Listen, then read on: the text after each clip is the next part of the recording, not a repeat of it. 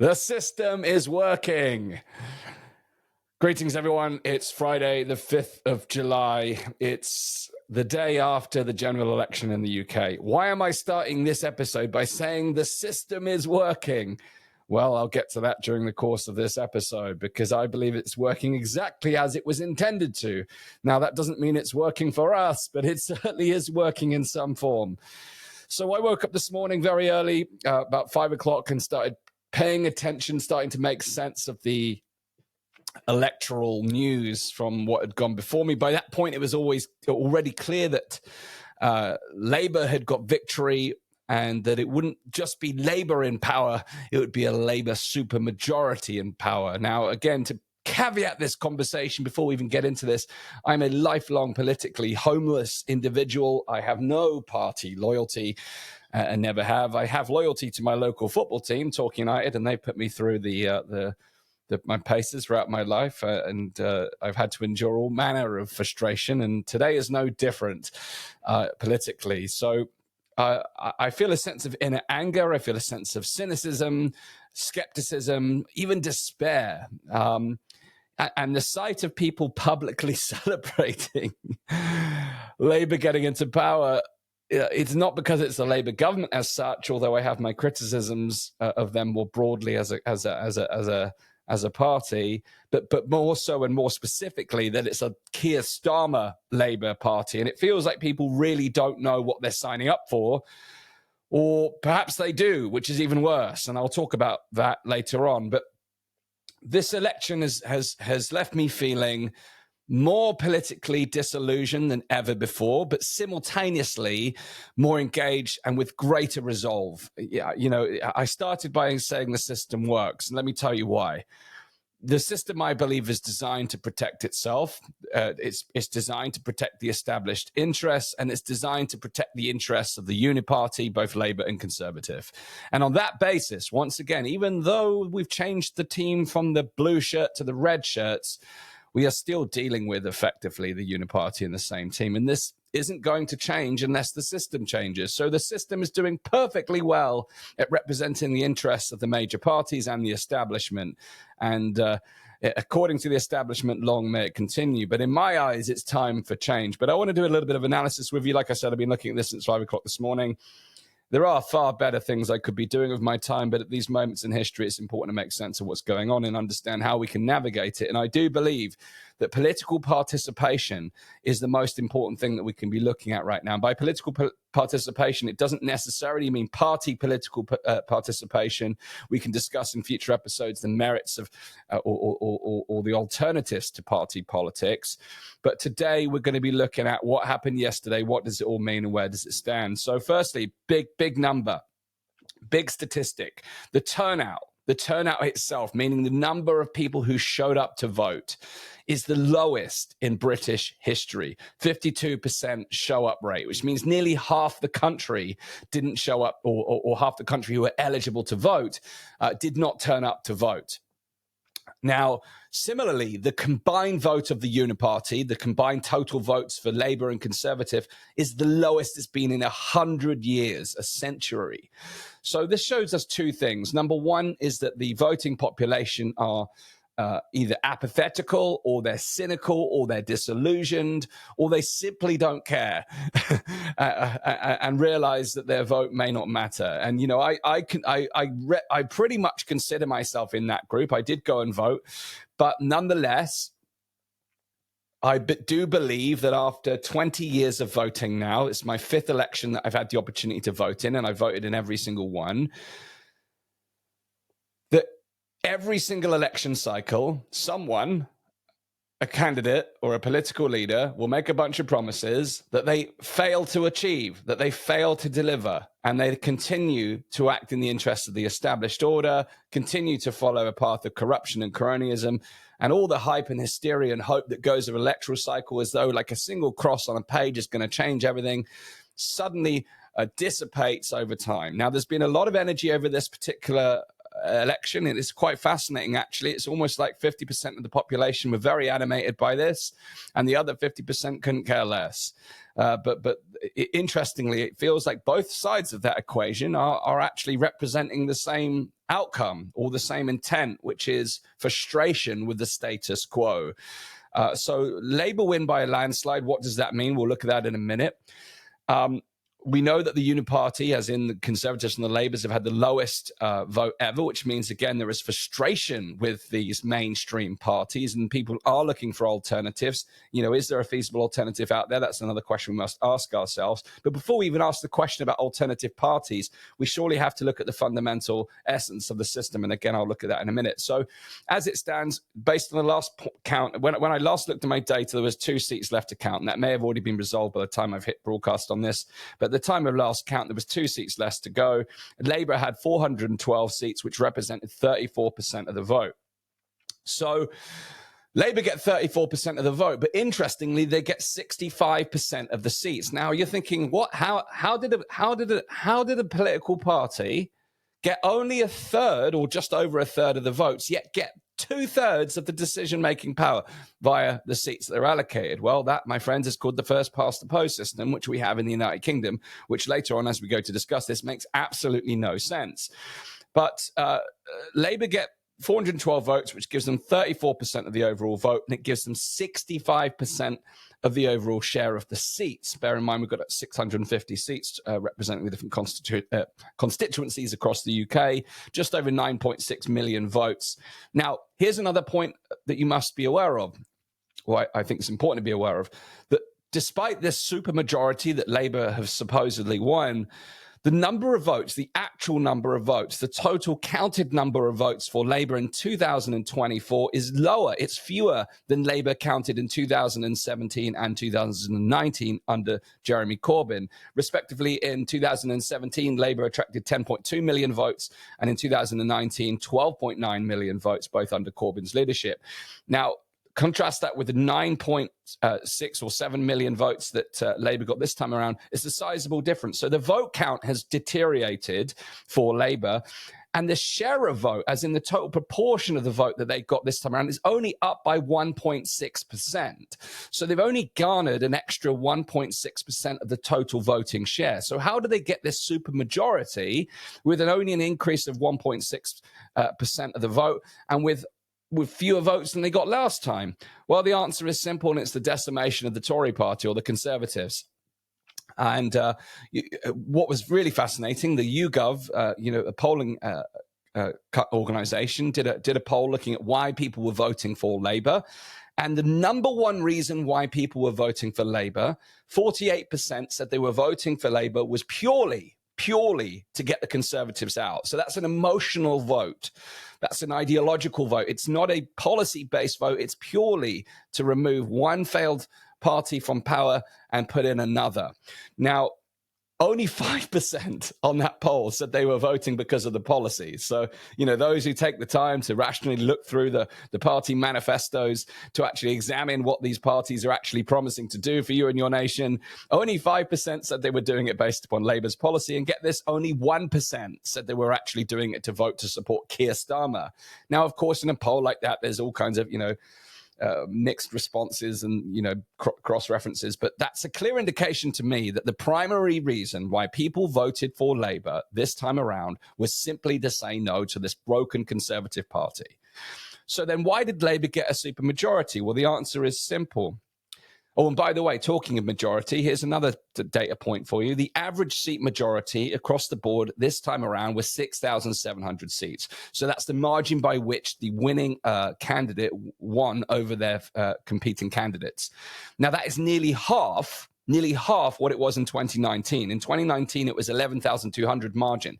So a much stronger margin, a much higher number of people voted in favor of the winning candidate in 2019. So it's really, really tight this time around, tighter than any point since 1945.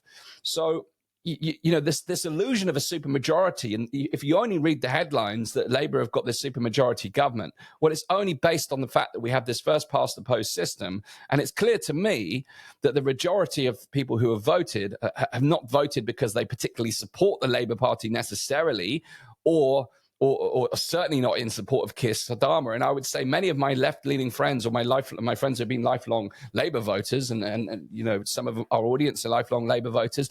Many of those Labour voters are actually disillusioned of the fact that Keir Starmer is in charge because he simply doesn't represent their viewpoints. So what we're seeing here is the failing of the first past the post system. It's an unrepresentative system. So let's break down the rest of the election picture to make this even more abundantly clear. So the Conservatives, who were obviously the incumbent party prior to going into this election, quite clearly categorically failed. They've only won 121 seats at this time of the election.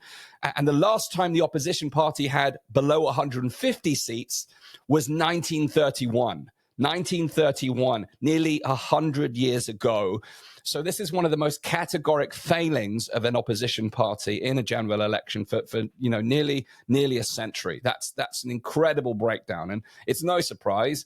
Repeat failings over and over, or shambolic way that they ran COVID into tyranny. So the Conservatives broke apart. And this is also a contributory factor why Labour had a runaway success. You can quite clearly see that many of the Conservative voters have defected, but because Labour have only got a smaller number of voters and only a very small increase in voter share, it's quite clear that the blue voters, many of them haven't crossed to the red team. Some may have done. There may be some cross-pollination here across the parties, but we can quite clearly see that the Conservative Party is being fragmented, and the Challenger Party Reform has gone and won many of those votes, and some of the other independents and other parties would have taken up some of the slack as well. But the Conservatives, with their 121 seats, winning only 24% of the vote.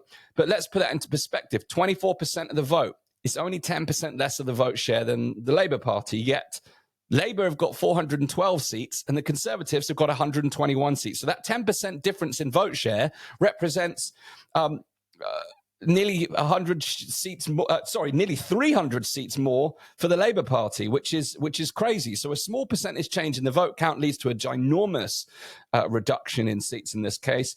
But what's worrying about this, what's most concerning about this, full stop, again, doesn't matter what you support in terms of policies. I don't care if you're a Labour fan.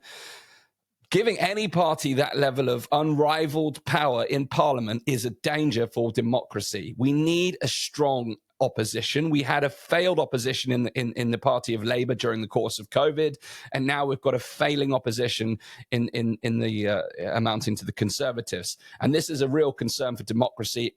Under this kind of supermajority, you basically have a party that has carte blanche authority over Parliament. Yes, there will be resistance. We'll talk about that in a moment. But that is a worrying trajectory, and particularly a worrying trajectory for my opening point was around this being a Keir Starmer Labour government.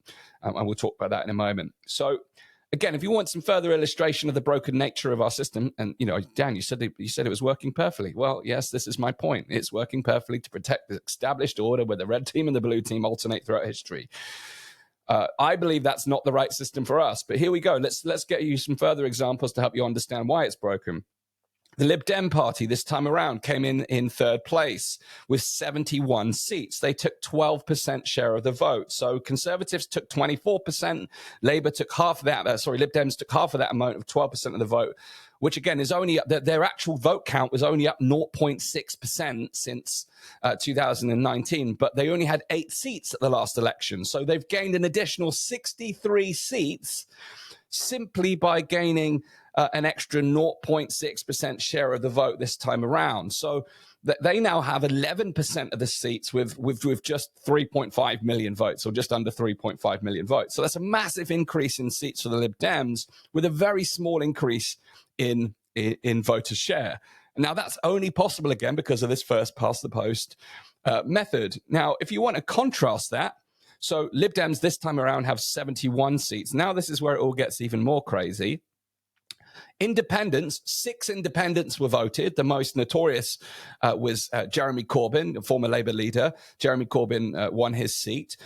Ian Duncan Smith, also from the former Conservative Party, won his seat, and there's 4 others who have won. So that's 6 independents in Parliament that we didn't have previously. So that's a big increase, and some would say that's favourable. They only took 2% of the vote in total, and only 560,000 or 560-ish thousand votes, leading to 1% of the seats with 6 independents in Parliament. Now, here's where things get crazy. So take that number, just over 560,000 votes. Then we had the Reform Party, which many saw as the main challenger party in this election. There was a lot of hope and hysteria around Reform. And on that basis, because, they were one of the few parties that actually publicly were stating to the contrary of the COVID policies, anti-World Economic Forum, more nationalist interests rather than globalist interests. Again, I know there's split views on that across the community, but just as a factual basis, it was in their contract, their political contract, these points. So a lot of people from the freedom movement were attracted to Reform. And of course, a lot of people from the Conservatives who no longer see the Conservatives as a conservative party were looking for an alternative. And the Reform provided a timely alternative for those traditional conservative voters. So we can now see the right of politics was splintered. And bizarrely, I've got a lot of friends from the left who are telling me actually the Reform manifesto, there are things in the Reform contract, as they call it, that are more closely aligned to a traditional left manifesto, which, again, we could probably debate that to the cows come in. I've probably triggered and upset some people just in saying that out loud. But have a read for yourself. It's very interesting. But here's where things get even more interesting, is that Reform took over 4 million votes. So 4 million votes, put that into context. The Lib Dems got 71 seats with 3.5 million votes. Reform got just 4 seats with 4 million votes. So Reform get 14% of the share of the vote compared to the Lib Dems 12% of the vote. So only a marginally, so they got 2% more of the overall vote, 4 million votes versus 3.5 million, yet they only get 4 seats. Now, again, you might be saying, how is that possible? Then they've got more votes. This is the first past the post system. This is how it works. So they only have 1% of the seats. So actually they've got less seats than the independents, who in total got only 560,000 votes. And then look at the Green Party, finally, in terms of the major parties. I'm not going to go through all of them. We'll be here all day. But the Greens got 7% of the vote, just under 2 million votes. So again, less than half of what Reform got, and they got exactly the same number of seats. So as you can see here, this has left a supermajority for Labour with, at the last count, when I last looked, as I mentioned, 412 seats. That may have changed by the time I recorded this by only 1 or 2. Conservatives, 121. Lib Dems, 71. Independents, 6. Reform, 4. And Greens, 4. And the rest split between other parties and other smaller entities. Now, this is due to the first past the post voting system, which means that the candidate in your area will be the person that wins the seat. So if you add up all of the aggregate votes across the country, you'd get a very different picture under what's called proportional representation versus this first past the post method. And first past the post has been criticized for a long time. There are people outside the United Kingdom who think it's bonkers that we use this system and completely backwards. And I, for one, would agree with that and think it's time for change. Now, I think there's time for broader systemic change, but as a starting point, to move away from first past the post would be a very strong start. Now, historically, when this is the system is working. Whenever there is a challenge to this, of course, the incumbent parties will reject the idea of first past the post, because even Labour have supported it historically, and there's an entire campaign group within Labour that have advocated for the move away to a more proportional representative voting system. Now, of course, the party in power is unlikely to want to change it because it serves their interests. So this is where always, under these sort of circumstances, the quote-unquote losing party are always dismissed when they try and bring this forward, because of course, the incumbent winning party wants to keep things as they are. Hence, the system is always working in favor of itself. But the picture would have looked very different. And these numbers are from James Melville under proportional representation. So under proportional representation, which is based on the total number of votes, Labour would have won 219 seats. Conservatives still a majority compared to the rest of the parties. But interestingly, not enough of a majority to form a government. Interesting. Conservatives would have taken 154 votes. Reform would have taken 93 instead of 4. Lib Dems would have taken 79, and Greens would have taken 44. So you can see a very much more diversified political grouping in Parliament, a very broad Parliament, which you could argue, based upon the total vote count, would better represent the actual voting population. Again, Labour would still need to form a majority government, so they would have to form a coalition, and they would likely choose, the Lib Dems, etc., or the Greens to form that coalition in order to reach the minimum benchmark to form a majority in the government. But you can see, in principle, it would provide a much different set of results, even though Labour would have been the kind of winning party still on paper. Now, again, proportional representation is just one alternative. There is other methods like the single transferable vote, which I'll talk about later on. But ultimately, the message is this. For the people, for us, the system is broken. For the establishment, it's working exactly as it's intended. Now, what's in store under a Labour government? This is where I get very concerned. And again, I want to be clear. What's in store under a Starmer Labour government? Let's remember that for my left-leaning friends at home, for my friends who are historic Labour voters, Starmer's all but kicked out the main traditional left. You know, Corbyn is gone. Diane Abbott is gone. There's been a whole, you know, and let's face it, Starmer's very publicly been stating in the campaign electional build-up, the build-up to the election, that he has changed Labour. He certainly has. It's no longer Labour. It's not a Labour Party anymore. Yet all these people jumping around and celebrating as the Tories are out, obsessing over the Tories is the downfall of the Labour Party. I'm sorry, it's part of the problem. Conservatives shot themselves in the foot by being one of the worst Conservative parties in history. They've splintered now into Conservatives and Reform and others. That's why we saw the breakdown. That's why we've got the supermajority in this first pass of the post system. But Labour are no longer Labour. And what's in store under a Starmer Labour? Well, more tax is almost inevitable. More government spending, yes, but more wasteful and corrupt than probably crony government spending. We're going to really need to keep our eyes on check on this government. War, the escalation of war. And again, remember what happened last time we had a Labour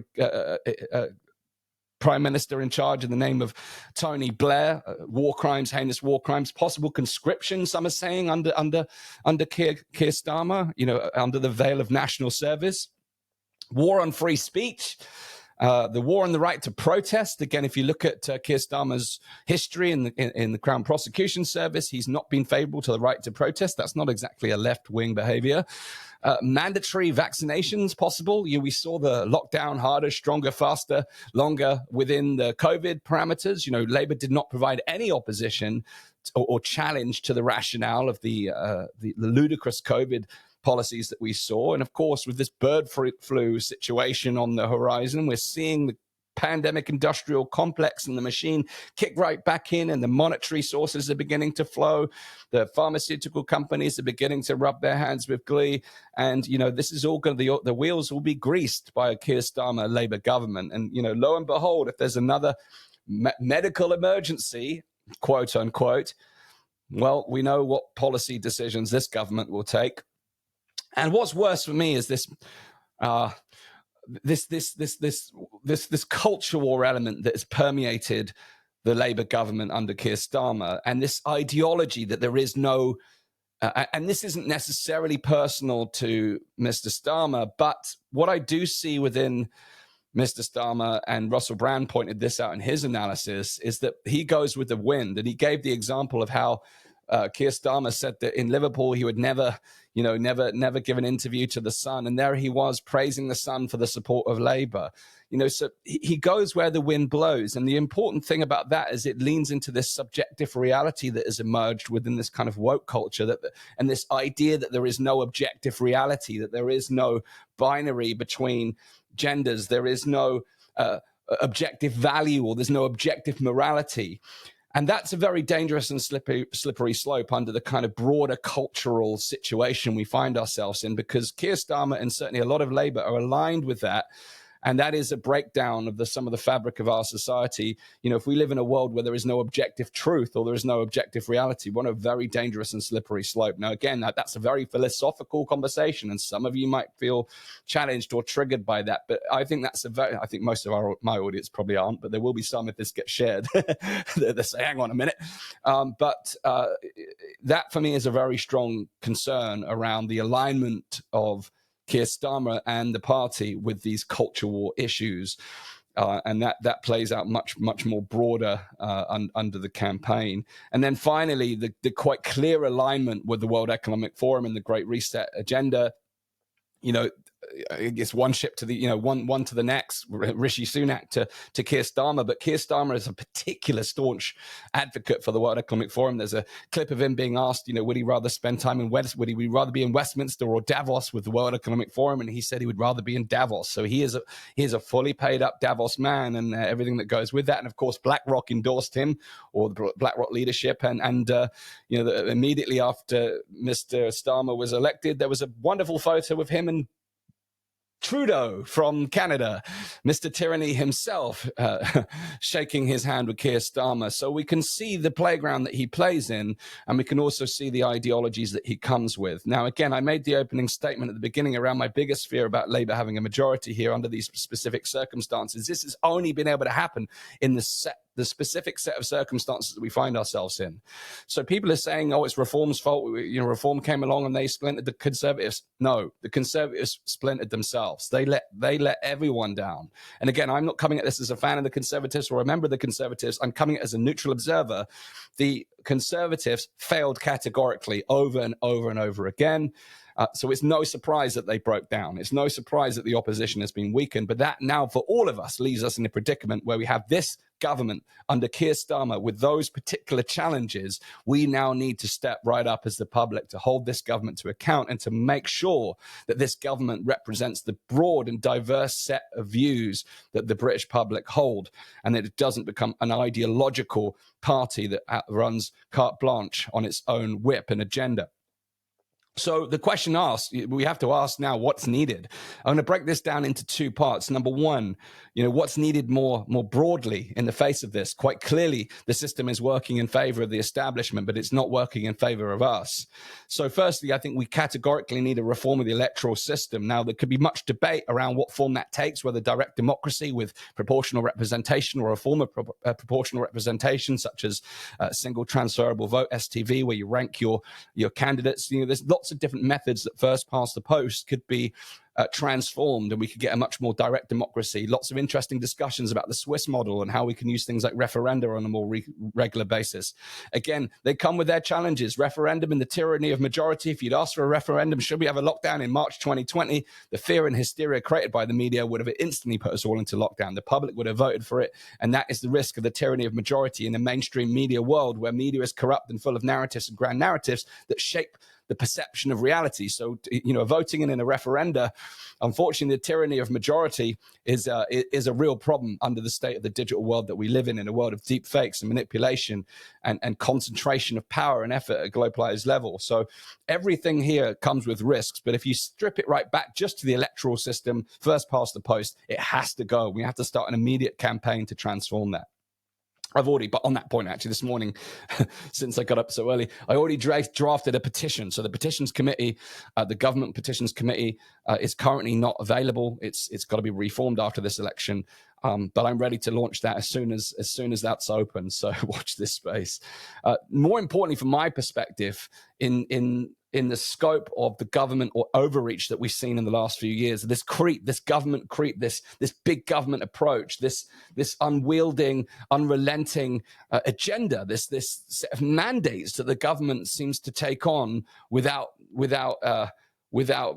ask, without want. Many of the things that the government now take on, particularly when it comes to ideological matters rather than points of government or points of governance, we now need to really, in my view, review the role and mandate of government. What should the role and mandate, what's the function? What should the function of government be in the modern era? Looking at every level across local, regional and national. And again, I know people in my network saying that, we need to look to other models, to look outside of the idea of centralized forms of governance, look at more community-based. And I'm with you in examining that, but I'm also a realist in the face of this kind of apathy and cynicism that we're seeing, that moving the boat at this stage is going to take time and it's going to take effort and focus, and it's down to all of us to do that. But nonetheless, reviewing, I think most of us would agree we need some form of organization. And again, even anarchists are kind of misrepresented as There's a group of people who just want to bring down the government. Actually, anarchists are very sensible people. They've got some really interesting models. And for those of you coming to the Greater Reset, you'll hear some of those models when you come to the event in September in Bath, greaterreset.org if you're interested. So we need to review the role, responsibilities, and mandate of the government, because their mandate is out of control. We have big government, and it's not just about big government in terms of size now. We need to look at the size and scope of government. What should the government mandate look like at the local, regional, national level? And what level should the subsidiarity of decision making, meaning should we devolve more power to the local governments? Should our local communities have more power to shape their own destiny with some form of national framework that maintains law and order and things that are important to look at for consistency across the nation? How do we devolve more power to the local area, the regional area? How do we become more decentralized in our structures? Again, none of these things are going to come overnight, but we need to start thinking about it. We need to start looking at things differently. We need to look at different models. We need to look outside our borders. Again, Switzerland's got some very interesting models, as I touched upon. But there are other parts of the world that are doing things differently, and every country has its own history and culture that makes things work or not work in different ways. But we can start to learn, and we can start to experiment and try different things. But what's important in the face of what we're dealing with right now, the majority of the country has voted simply to get the Conservatives out, or they've abstained from voting because they're tired of the status quo. So it's time to really think about how we do things differently. Number 3 is we need more parliamentary and legislative oversight. Quite clearly, the government is engaging in overreach, and this Labour government is a risk on that basis, even more so now with such a supermajority, but also with their ethos over COVID. We saw exactly how they would tend to behave. So we need mechanisms for greater oversight of government. We need mechanisms to tackle cronyism, corruption, and corporate interest, because mark my word, Labour are going to do a job now of throwing the Conservatives under the bar and try and make out that, they're the ones that misspent all your money. Well, what were they doing at the point of opposition? And let's look at how the Labour government now spend our money, because I have serious concerns there. Next, we need greater independence of the judicial system. The judicial system has largely been captured ideologically and otherwise. We need to do that without shifting power to unelected judges, because we create a new problem. So we need to have a look at the judicial system as itself, offering greater independence to hold greater scrutiny over the government and parliaments. And some are even say we now need a written constitution. And, I had a really fascinating debate about that with William Keats. But in the absence of a written constitution, that's a big conversation. It's a can of worms open right there. Some are arguing we need a Bill of Rights that outlines the roles and mandates of government. I think ultimately what people are looking for here again, is the same point. It doesn't really matter how we get there, but we need to get there. We need to keep this government and every government in check. We need to be very clear on what their roles and responsibilities are, and we need to make sure that they are working for us and not the other way around. And we need to make sure that the governments aren't working for supranational organizations like the World Economic Forum or the pharmaceutical companies or the military-industrial complex. We need to make sure that the governments are serving the interests of the people, and it's service and over governance. That's really the message from me. We need to look at a service-based government rather than a governance-based government, which is all about authority. We need to look at actually how they can better serve the interests of the people. So those are some of the big picture thinking things. And again, I just scribbled these down first thing this morning over coffee. They all need much more thought. But actually, for those of you who saw the Vote None of the Above campaign, one of my messages throughout this campaign was, number one, if there is a way to break the uni party, you can take a tactical vote, take it.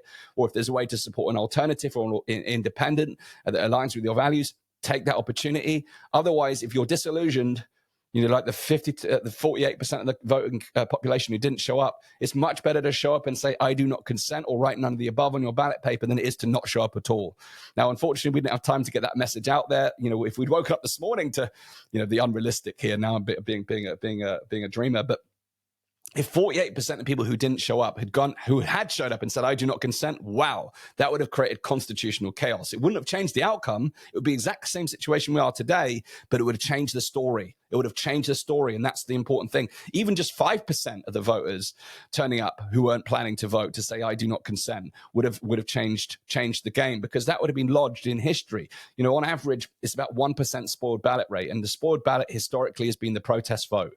People ask, what's the point? We should be voting. Yes, that was the point in the campaign. Go vote if you have a choice. If you don't feel like you have a choice, you don't feel like any of this represents your interest, then spoil your ballot. That was the whole point of the campaign. And it wasn't just for this election. The whole point of this whole campaign was exactly what I've just been talking about, which is voting against the current system, to say that we actually need to create systemic change. Now, that can come from within the system. It can come from outside the system.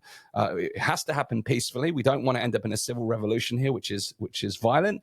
I think violence begets violence. We're seeing that in the world right now. But there are ways that we can bring about change. So if you're interested, the vote none of the above. If you're someone who does not consent to the result of this election, or you do not consent to the system, go to votenota.org. It's vote N-O-T-A, vote none of the above, votenota.org. Obviously the election is now passed, but a part of that campaign was to mobilize people like you and I who are frustrated with the system to say, now let's start working on some of those ideas. I shared some of my ideas, you'll have some of yours. There are ideas out there. There are things that we can learn from one another. But what's vital in the wake of this election, we can't just sit still. We've got to take action now. So that's one action you can take right now. You can go to votenota.org. The details will be in the comments. I'm connected to that campaign. It's not my campaign, but I've been supportive of it. But there are also things that we can do right now. And this is what action I'll be taking today, and encourage you to do the same. We can write to your new MP, if it is a new MP. I'm presuming you've got a new MP because there's been quite a bit of a change overnight. But if not, write to your MP today, and to make it very clear what your issues, your priorities and expectations are. Make them very clear on day one. We cannot allow any MP to start in office today without knowing that we are here to keep them accountable. And not only are we here to keep them accountable, we're here to keep them in check. We're here to hold them, we're here to make sure that they do represent our interests and needs. So I encourage you today. I'm going to send out a template later on via my email list. So you can go over to danastin-gregory.com, join the email list there, and you can get that. I'll send it to you later this afternoon. The exact letter I'm going to send, I'll post it on social media as well. You can take that action right now, today. Write to your new MP or your existing MP, whoever's still in charge today, and set the standard. And continue to communicate with your MP, because that's what we have to do now. We have to hold this government to account. Secondly, you could start a community assembly or a community action group to start working on local issues. I'm part of an amazing group here locally called Bring Community Power. We're working on non-political issues. We're working on how do we improve the local area? How do we make it even better? How do we put pressure on where it's needed to make things better? We're taking proactive action. It's not about looking to the system to solve things for us. We're starting to solve it, because if we start to solve the problems of today ourselves, then we make governments irrelevant. Our goal locally is to make the council, the local government, irrelevant, because we are stimulating and inspiring change locally. Now, again, we still see a role for those entities, but we have to ask, what role should they be playing? What mandate should they have? So you can start a community assembly to work on political issues. You can start a local action group to actually work on local issues. All of these things are going to help. They're all going to help take power away from the current system and structure. Now, you can join a political party. I was listening to a fascinating podcast yesterday on this point. Join a political party. Political membership in this country is at around about 1.5%. It's incredibly low. So if you think about it, you've got all of these corporations, all of these NGOs, all of these things like the World Economic Forum, the Bilderberg groups, having huge influence on national governments and on supranational entities like the United Nations. Yet us, the people, have got less and less engaged with these political parties. And it's understandable for everything I've just talked about. But we actually have the power to influence, not only by writing to our MP and attending local surgeries and whatnot and participating in the system in different ways. And I know when I said participating in the system out loud, I can hear myself. I'm like, do not consent. We have to look at working within and without the system. It's being realistic, practical, and pragmatic about how we create change. So we're going to be writing to our MPs, but the option to join the political party. Now, here's me going to be really biting my tongue. This was the discussion. This isn't my idea. This was on this political podcast I was listening to yesterday. Here's what they suggested. Either joining a challenger party that you resonate with. Join a challenger party, and that's the more acceptable option, I think. Join a challenger party to help bolster their challenge on the incumbent government. However, here's the counter argument to that they made on the podcast, and it's a valid one, but this is where you have to bite your tongue. You could join the winning party, because let's face it, the winning party is going to have its own trajectory. And if no one is a dissenting voice within that party, then believe me, they're going to do what the heck they want, or they have the power to do whatever they want. They have authority to do what they want, and they have the carte blanche now, majority in the House to do that. So some of us may decide to infiltrate, and you can potentially join more than one political party in the UK. However, if you found out, I think they have the right to boot you out. Some of the challenger parties might not care that you're part of. You're also trying to fight the cause inside the major party, so you might get away with it. You can give it a go. Let's be rebels, after all. But the argument was, if you join the winning party, then you can have an opportunity to start to shape the political dialogue and the agenda from the inside. And I kind of like the covert operation, but I also can't swallow the idea of getting too close to the opposite, too close to the incumbent. But there's an idea for you there. Take it as you will. I'm not advising either way, but there's an option there. I already talked about none of the above. Come and join none of the above. Go to ntoa.org and start exploring some of these more systemic solutions that I touched upon. Continue to support campaign groups like Free Humanity, Together Association, and various others, Liberty, Human Rights, Save Our Rights. Many of the groups that have emerged during the last few years that stand for our rights and freedoms. But there will be groups that align with many of your, there's many issues on the table that we need to address here. So find the issues that you care about and find the groups that are doing the greatest work to actually support, because these are pressure groups, advocacy groups that also go alongside these big corporates to fight and jostle for position to make sure our voices are heard. So join those groups, support those groups. With your voice financially, join this. These groups need your help, and they are here to serve the people. And then lastly, when we launch the campaign, join the campaign to replace the first past the post system. It's vital that we do that. That is the fundamental failing. That's exactly why this podcast episode is entitled The System is Working as It Should, because unfortunately it is defending its own interests and will continue to do so until we change it. So there's some food for thought for you there. There's some analysis of today's election result. I could have probably done this in 2 podcasts. We're at 40 minutes now. I'd planned to go for 15. In fact, my son is probably well and truly awake now and screaming for my attention. So I must get back to the most important matters right now, which is my family. But I want to thank you for listening.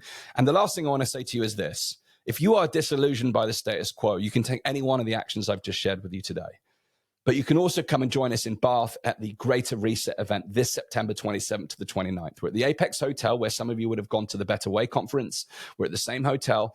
Many of you had a great experience there. We've got 3 days, 24 speakers, 20 different workshops, all really looking at our summit of the future, because this is following the UN summit of the future, where they are signing the pact of the future, which is effectively 2030 agenda on steroids. We're there to go and paint a different picture, but more importantly, we're there to ask the question, how do we opt out of this authoritarian technocratic state? How do we take charge of our own health so we don't become a victim of the pharmaceutical industrial complex? How can we find ways to find financial independence? How can we organize ourselves differently locally? There's lots of different solutions going to be discussed. It's going to be a very practical, engaging, inspiring event, a great opportunity to meet your community. So come and join us in Bath at the greaterreset.org. We've got an offer at the moment where if you buy your ticket in the next few days, you've got a chance to get a free humanity t-shirt and a copy of Derek's book, by the same title, How to Opt Out the Technocratic State. So just go to thegreaterreset.org and you can go and get your t-shirt, your ticket to the event. Go and find out what's going on. There's the option there for you. Thanks again for tuning in. Please hit the share button if you found this interesting, and onwards we go. So despite me opening up this with my disillusion and despair, quite frankly, I've got more resolve and more commitment than ever before. This is about our future. It's about our children's future, and together we can create change. In fact, united we can create change. Let's do this. All right, I'll see you again very soon. Thanks for tuning in.